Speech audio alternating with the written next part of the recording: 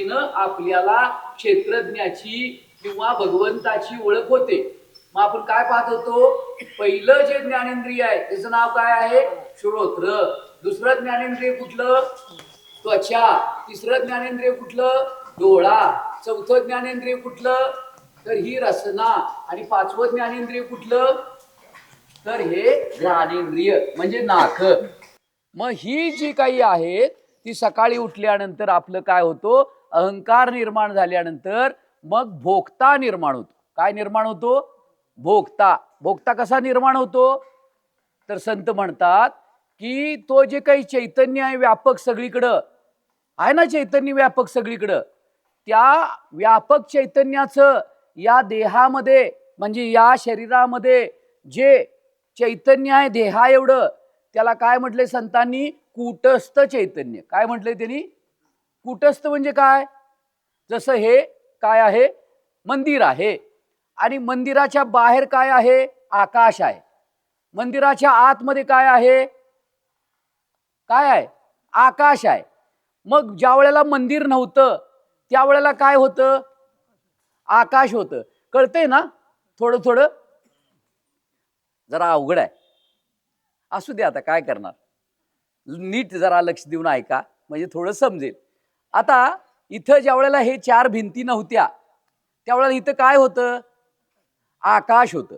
आता इथं भिंती घातल्यानंतर दोन आकाश तयार झाली, एक बाहेरचा आकाश आणि एक आतला आकाश.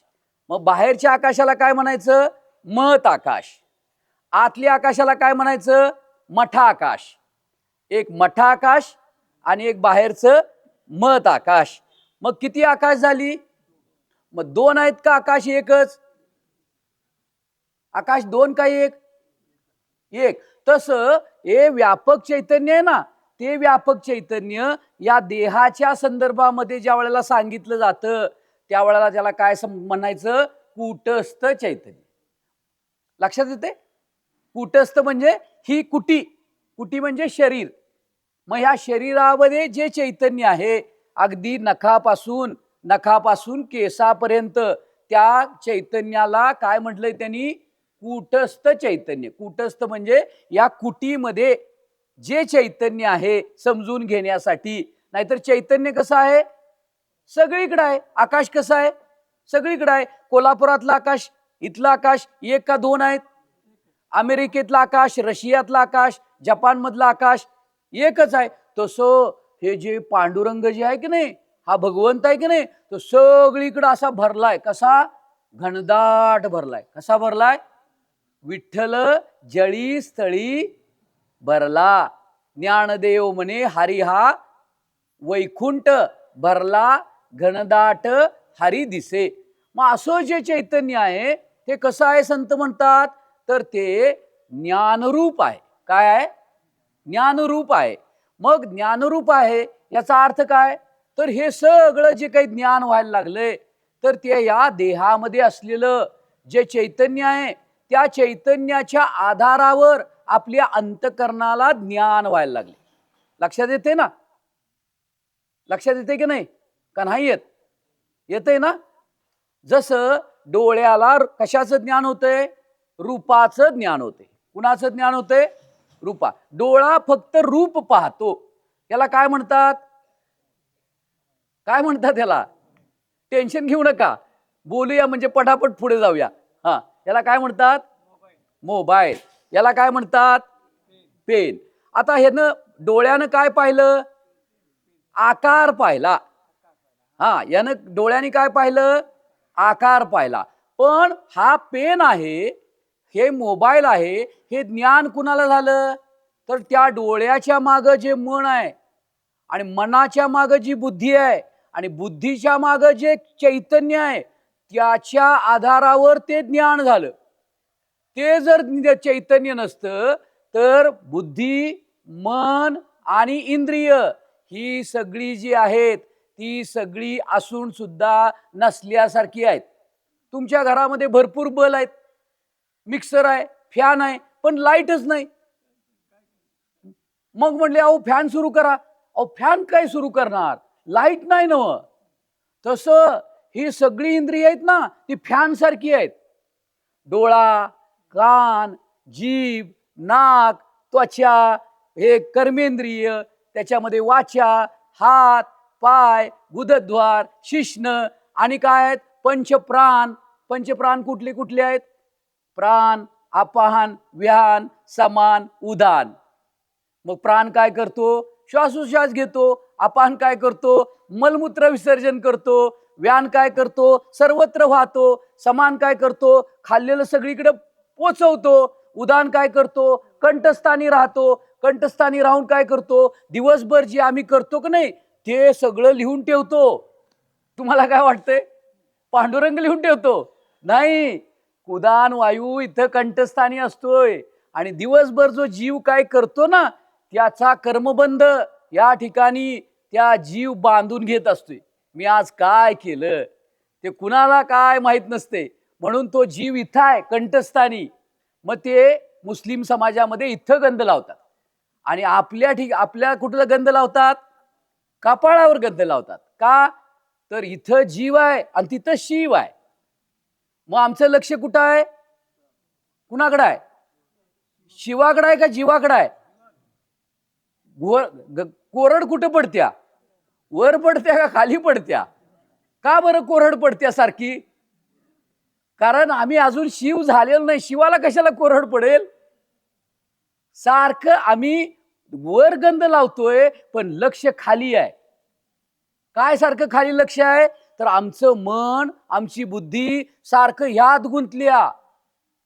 डोळ्यानं पाहावं, कानाने ऐकावं, जिभेनं बोलावं, रसनेनं चव घ्यावी, हातानं स्पर्श करावा, पायानं चालावं, हातानं द्यावं घ्यावं, आणि बाकीच्या आणि इंद्रिय आहेत.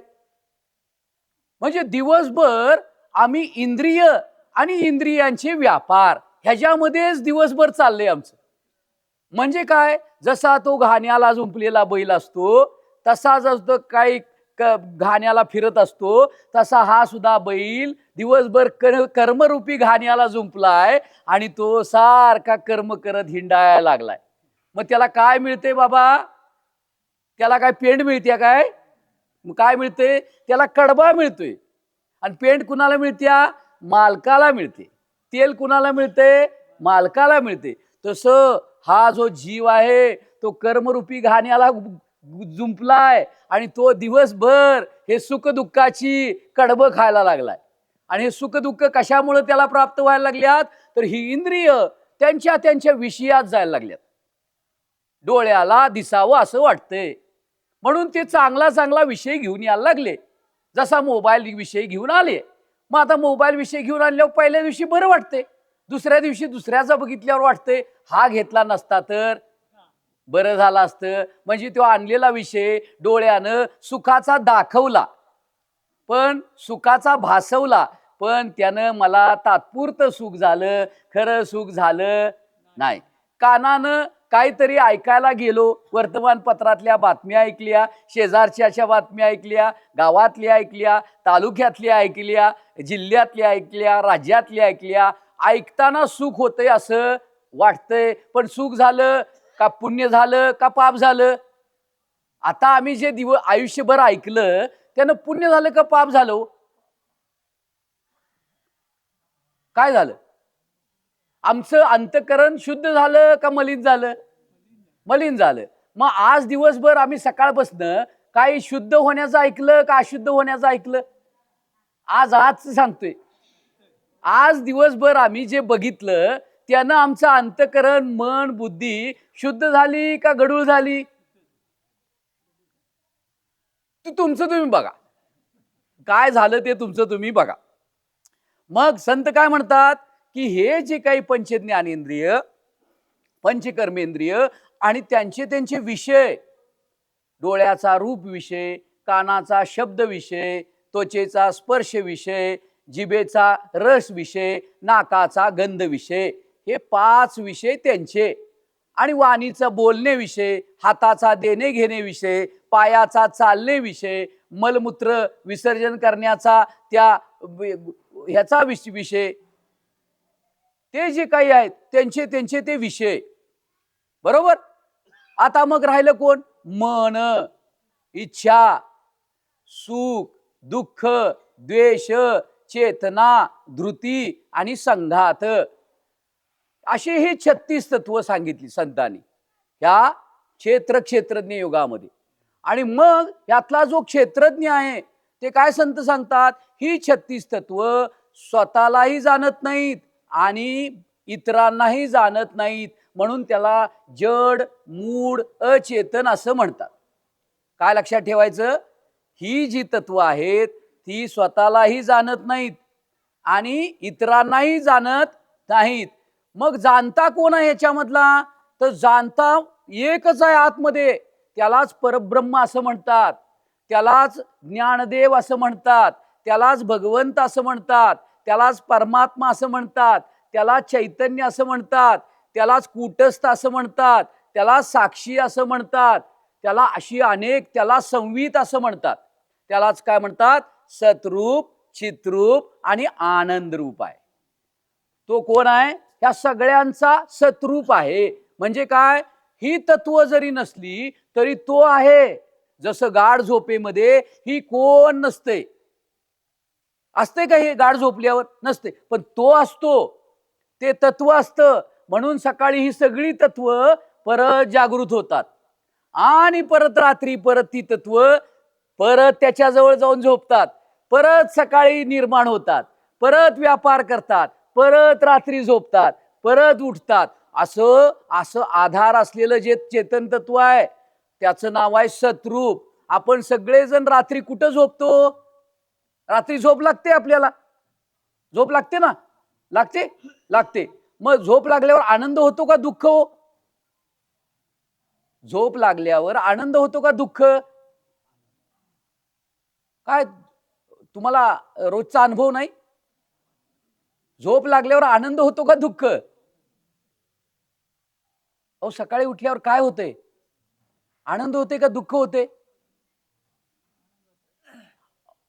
आनंद होते हो, का नाही होत तुम्हाला? मग तो आनंद झोपेचा आनंद आहे का तुमचा आनंद आहे?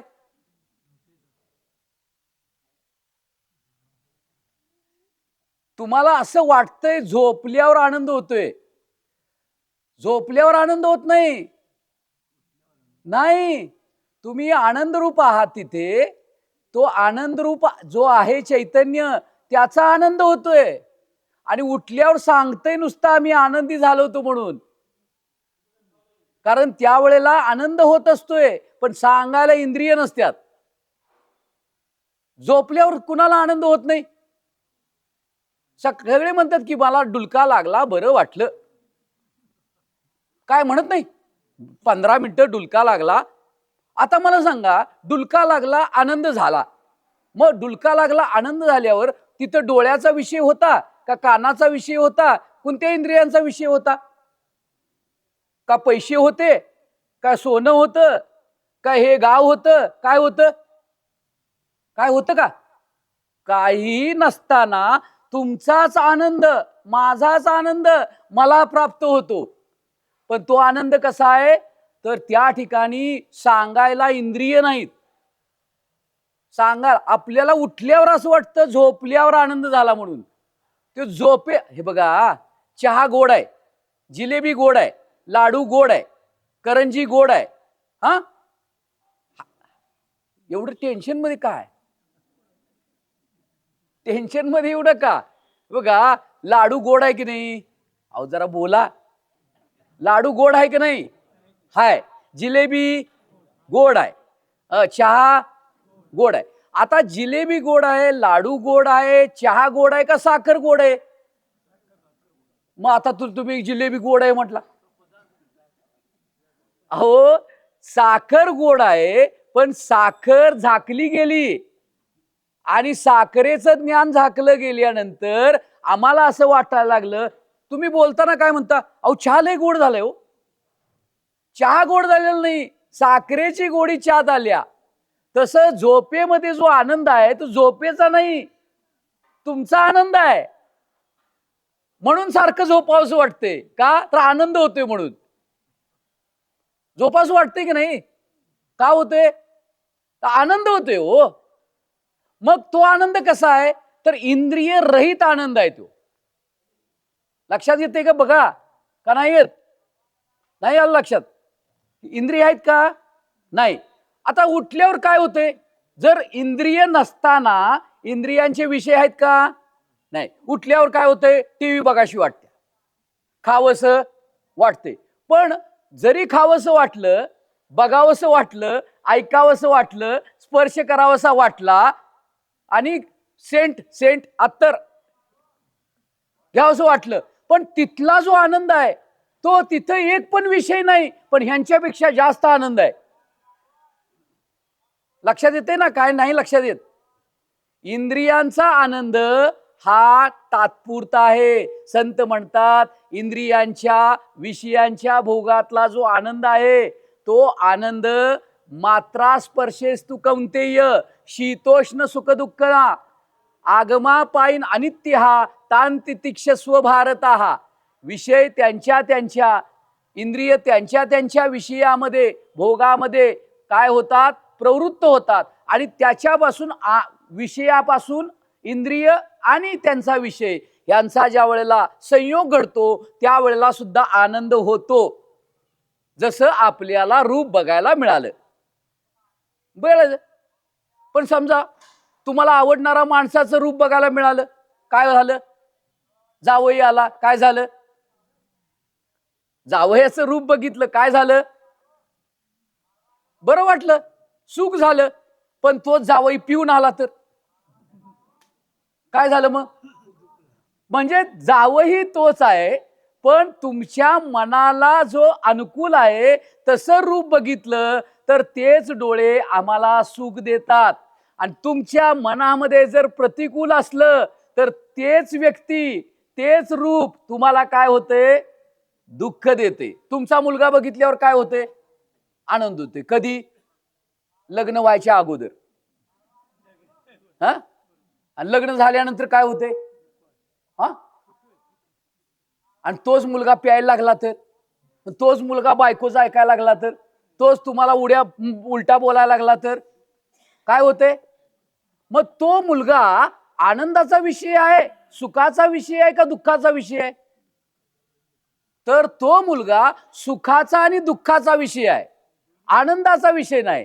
आनंदाचा कंद उभा परमानंद एका जनार्दनी छंद मज त्याचा म्हटले. आनंद, आनंद हा भगवंताचा विषय आहे आणि इंद्रियांचा सुख दुःख हा विषय आहे.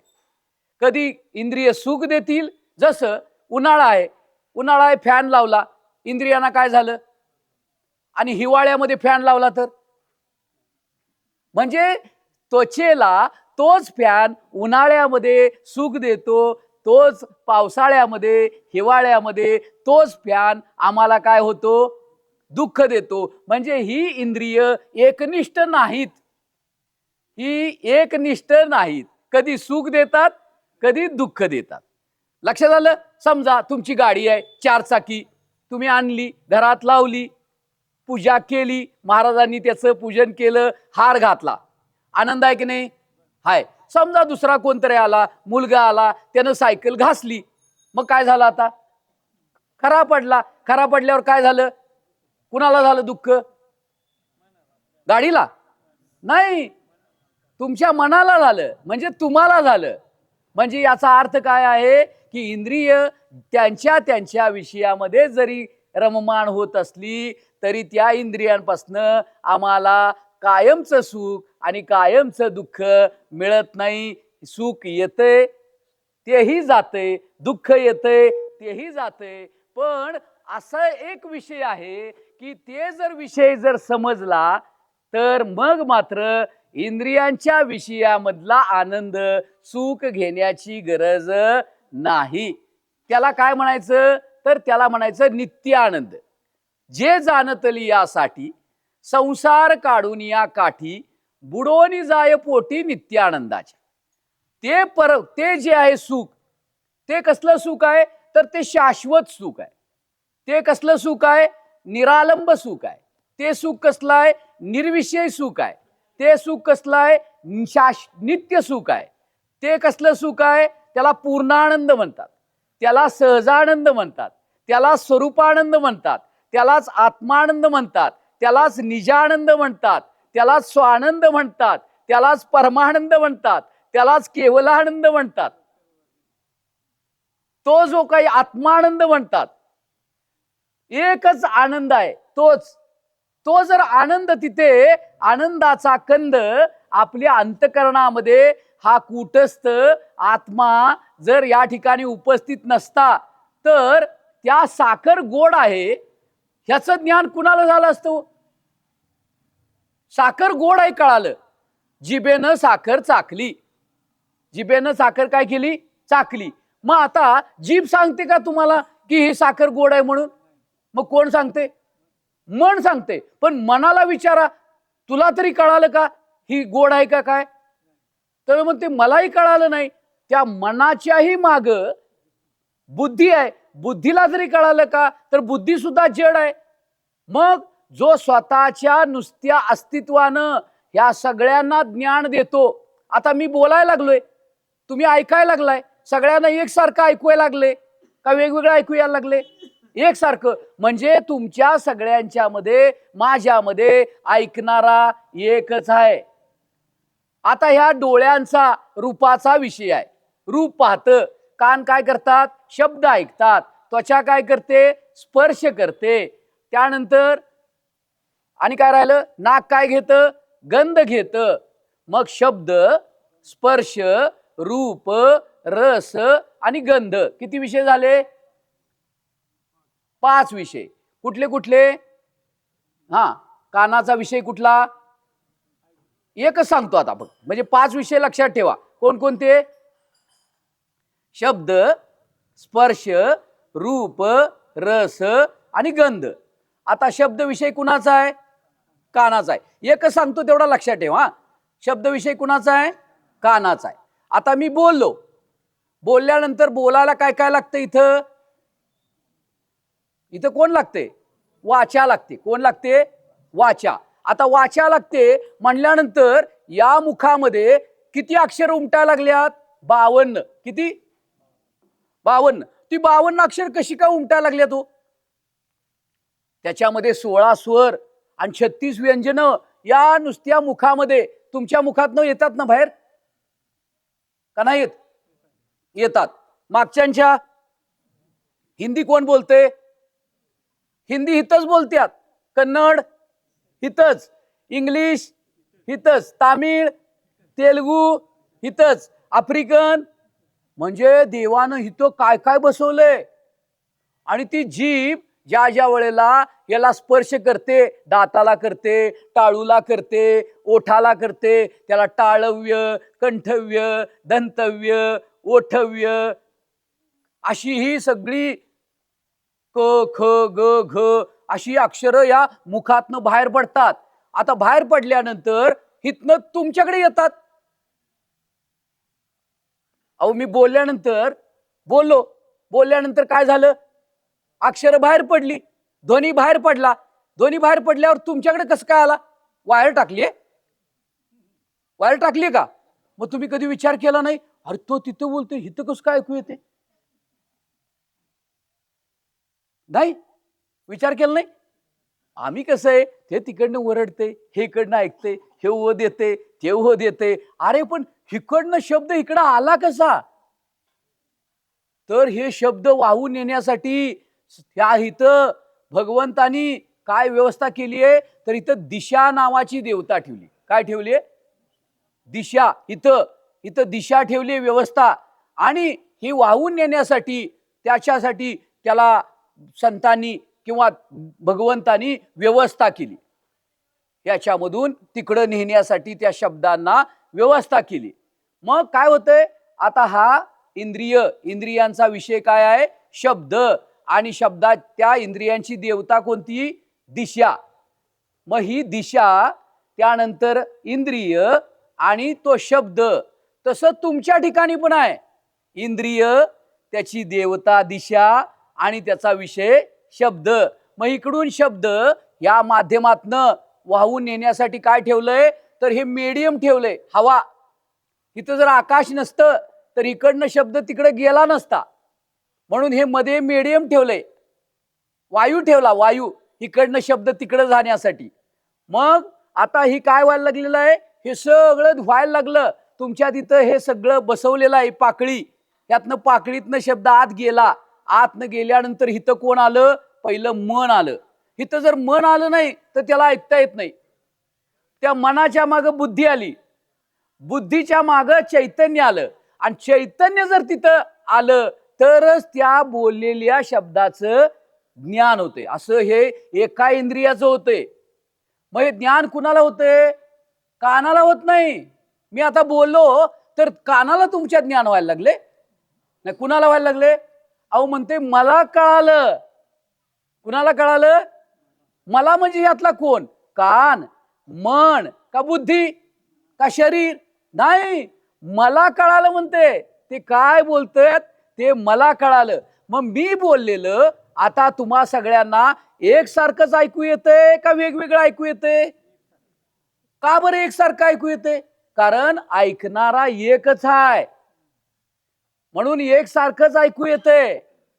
आणि म्हणून असं जे आहे ते परब्रह्म आहे, ते क्षेत्रज्ञ आहे, ते साक्षी चैतन्य आहे, ते कूटस्थ चैतन्य आहे.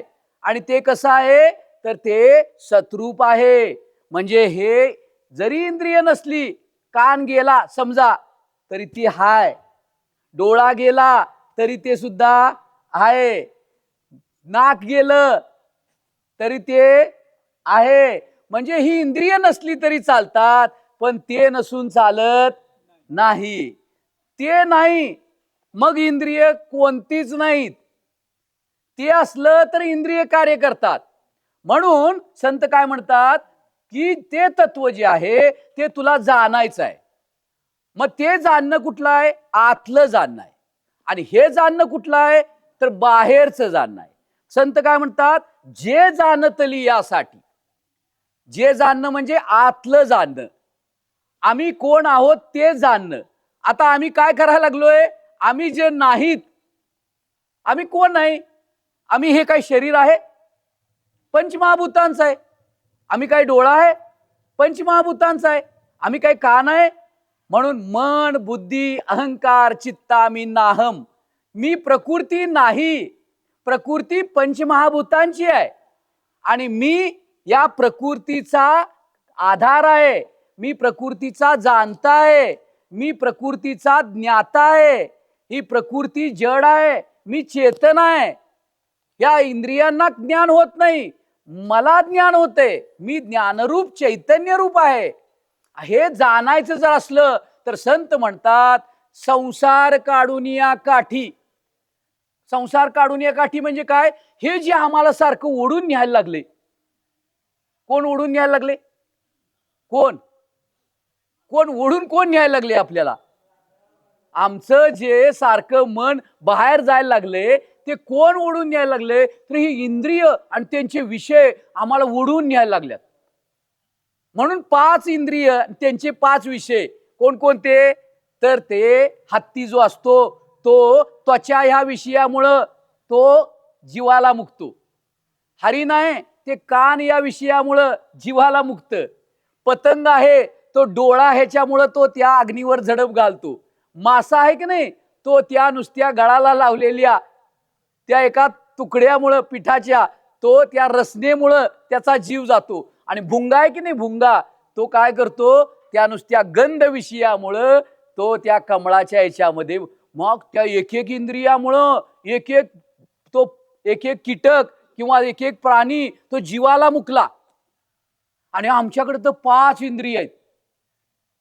मग ते 5 इंद्रिय आम्हाला कुठं नेऊन रोज खड्ड्यात घालायला लागल्यात. कधी आम्ही बघितले का हो की बाबा हे मला कुठं नेऊन खड्ड्यात घालायला लागल्यात, मला माझं मन हे कुठं नेऊन घ्यायला लागल्यात. आणि मी तर कसा आहे, तर मी ज्ञानरूप आहे, मी आनंद रूप आहे, पण त्याचं मला ज्ञान नाही.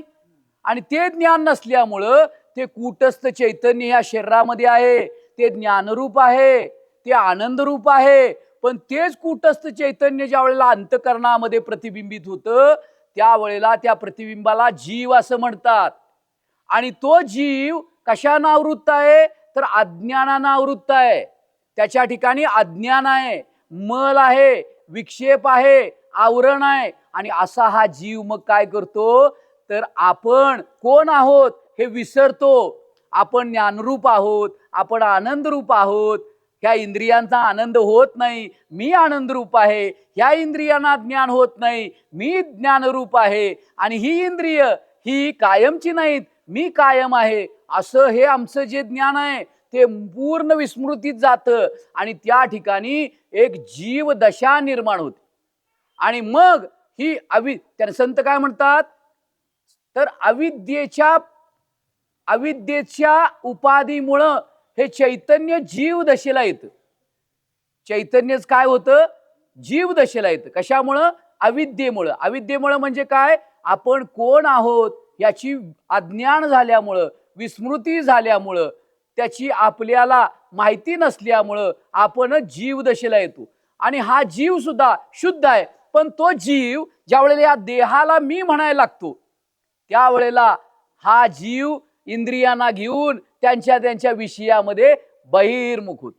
म्हणून आमचे महाराज सांगतात, एक होता जावई, तो गेला सासूकडे. सासूकडे गेल्यावर सासूबाईने दिली आंबोळी. आंबोळी दिल्यावर काय झालं, आवडली जावयाला. येताना तो गुणगुणत येत होता, मला आंबोळी पाहिजे. घरी गेल्यावर खायची, पण येताना रस्त्यात पडला होता शेणाचा पू, त्याच्यावर त्याचा पाय पडला. पडल्यावर काय झालं, जावई घसरला.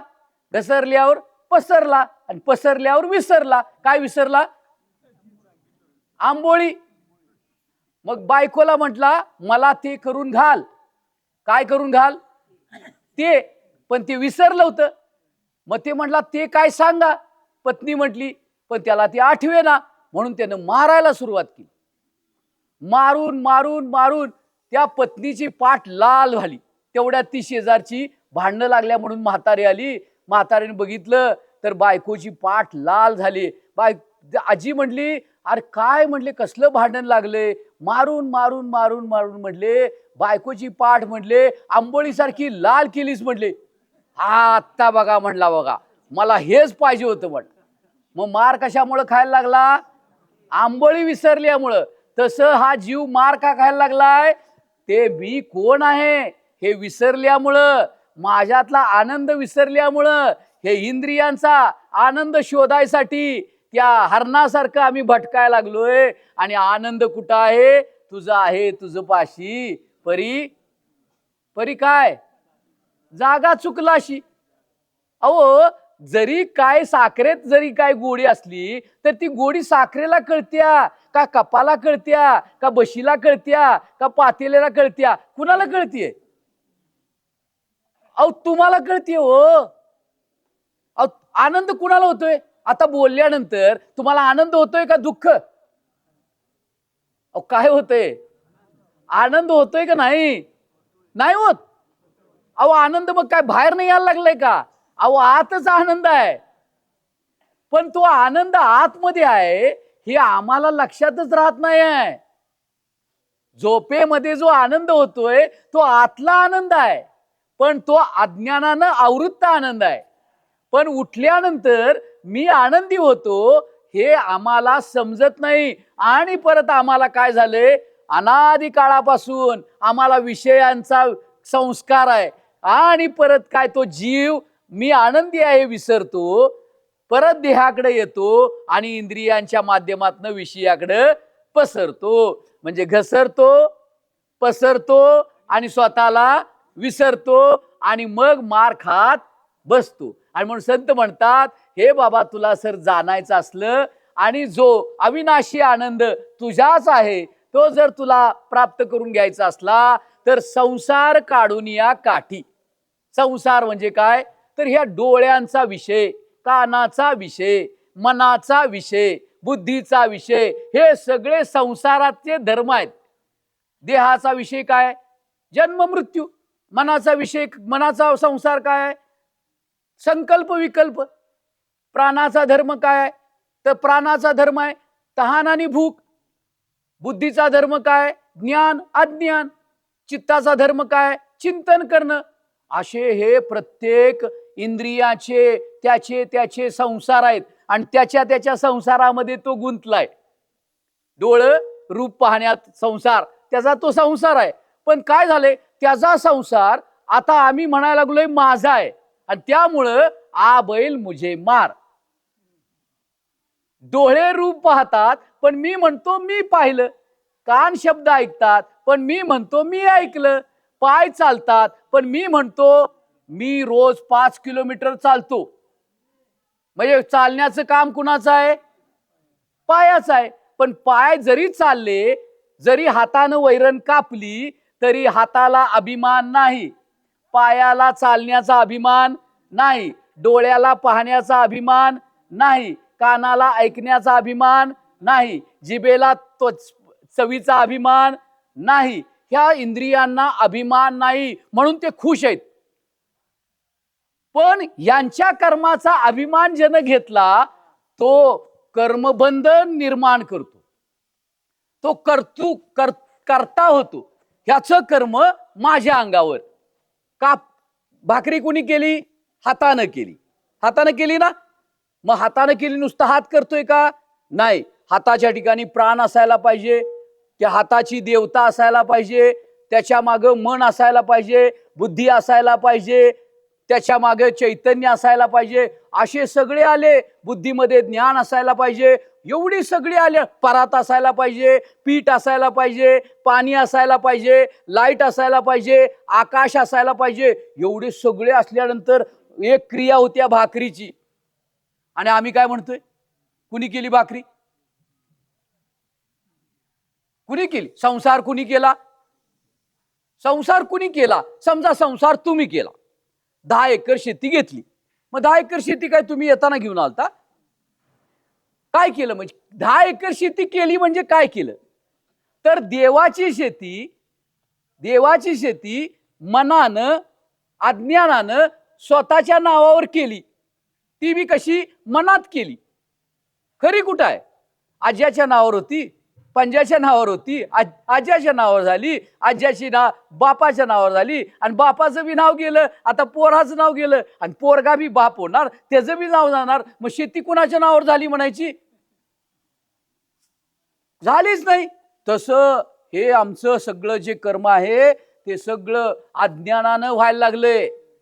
आणि कुणाचं कर्म कुणाच्या नावावर घेऊन हा जीव कर्ता व्हायला लागलाय. आणि कर्ता झाल्यामुळं तो काय व्हायला लागलाय? बंधनात अडकायला लागलाय. आणि म्हणून संत म्हणतात, हे तू जर कर्म माझं नाही, इंद्रियांचं आहे, मी शुद्ध आहे, मी अलिप्त आहे, असं जर ज्ञान करून घेतलंस तर तू ह्या कर्मबंधनामध्ये अडकणार नाहीस. मग त्यातनं पाप पुण्य निर्माण होणार नाही. आणि मग ह्या इंद्रियांचा विषय सोडून माझा जो काही आनंद स्वतःचा आहे, ज्याला निरालंब म्हणतात, कोणत्याही आलंबनाशिवाय जो आनंद आहे, तो आनंद जर तुला प्राप्त झाला, त्याची जर तुला सवय लागली, त्याचं जर तुला चव चाखायला मिळाली, तर मग मात्र हा संसार तुला त्रास देणार नाही. मग काय होईल? अवघाची संसार सुखाचा करीन. संसारात राहायचाय, पण संसारातल्या विषयामध्ये जो आम्हाला आनंद आहे असं वाटायला लागले, तो आमचा भ्रम आहे, ते आमचं अज्ञान आहे. तिथं आनंद नाही, माझाच आनंद त्या विषयांच्या माध्यमातनं प्रगट होत असतो. पण माझा आनंद नित्य आहे, स्थायी आहे, आणि विषयांचा आनंद अनित्य आहे, येणारा जाणारा आहे, त्याला उत्पत्ती नाश आहे. पण माझा जो आनंद आहे तो निजानंद आहे, माझ्या जवळ आहे. असा हा आनंद तुम्ही संसार काढून या काठी, म्हणजे त्या विषयाचा, त्या इंद्रियांचा जो संसार आहे तो जरा बाजूला काढायला लागतो. आणि मग ते इंद्रियांना घेऊन जाणारं मन, त्या मनाला मागं वळवायला लागते. मनाला मागं वळवून मनाच्या मागं असलेलं जे मनालाही प्रकाशमान करणारं, बुद्धीलाही प्रकाशमान करणारं, जे आपलं जे स्वतःचं स्वरूप आहे, तिकडं जर वृत्ती आमची गेली तर मग ती वृत्ती निर्विषय निरालंब असलेला जो आनंद आहे, जो स्वरूपानंद आहे, त्या स्वरूपानंदाला ती काय होतो, आपण जीव पात्र होतो किंवा प्राप्त होतो. आणि असं होण्यासाठी पहिल्यांदा आपल्याला इंद्रियांचा आणि त्यांच्या विषयांचा संबंध बंद करावा लागतो. का? सवय लागली हो, सवय लागली म्हणून एकादशी ठेवली. हे एकादशीला का ठेवली? दश इंद्रिय आणि 11वं मन, त्यांचा विषय एक 15 मिनिटं, 20 मिनिटं, 30 मिनिटं, 1 तास तरी बंद करायला पाहिजे. आणि मग आपलं मन आहे ना, त्या भगवंताच्या चिंतनामध्ये रममान करायला पाहिजे, एकाग्र करायला पाहिजे. आणि आपलं काय होतंय? आपलं ते होत नाही, बाकीचं सगळं होतंय. फराळ होतोय, सगळं बाकीचं होतंय, पण जो आपला जो आनंद घ्यायचा आहे तो मात्र होत नाही. आणि म्हणून संत म्हणतात, जे जाणतली यासाठी संसार काढून या काठी, बुडोनी जाय पोटी नित्यानंदाच्या. तू जसं एखादा पोहणारा असतो, तो काय करतो? पोहायचं असलं तर आपली कपडे सगळी काढून ठेवतो. तसं या शरीरामध्ये स्थूल देह, सूक्ष्म देह आणि कारण देह ही 3 कपडे आहेत. हे 3 आत्म्यावर आलेले काय आहेत? आवरण आहेत. ही आवरण काढून जो 4था देह आहे, ज्याला तुरीय अवस्था म्हणतात, ज्याला प्रत्येगात्मा म्हणतात, त्या ठिकाणी जर आपण गेलो तर मग त्या ठिकाणी आत्मानंद प्रगट होतो. आणि तसा आत्मानंद आपल्या सगळ्यांना प्राप्त व्हावा यासाठी या संसाराचं जी सवय लागलेली आहे, व्यसन लागलेलं आहे, ते प्रपंच ओसरो म्हटले. आणि चित्त तुझे पायी मुरो, अशा पद्धतीचं चित्त किंवा मन हे आपल्या स्वरूपामध्ये सगळ्यांचं लागावं, त्याची गोडी आपल्याला लागावी, त्याचा आनंद आपल्याला प्रगट व्हावा. आणि हा संसाराचं जे काही व्यसन आहे ते कमी व्हावं. बुडोनी जाय पोटी नित्यानंदाच्या, तो नित्यानंद आपल्या सगळ्यांना प्राप्त व्हावा. झालेली सेवा भगवंताच्या चरणी, सद्गुरु चरणी अर्पण करतो आणि वाणीला विराम. पुंडलिक वरदा हरी विठ्ठल, श्री ज्ञानदेव तुका.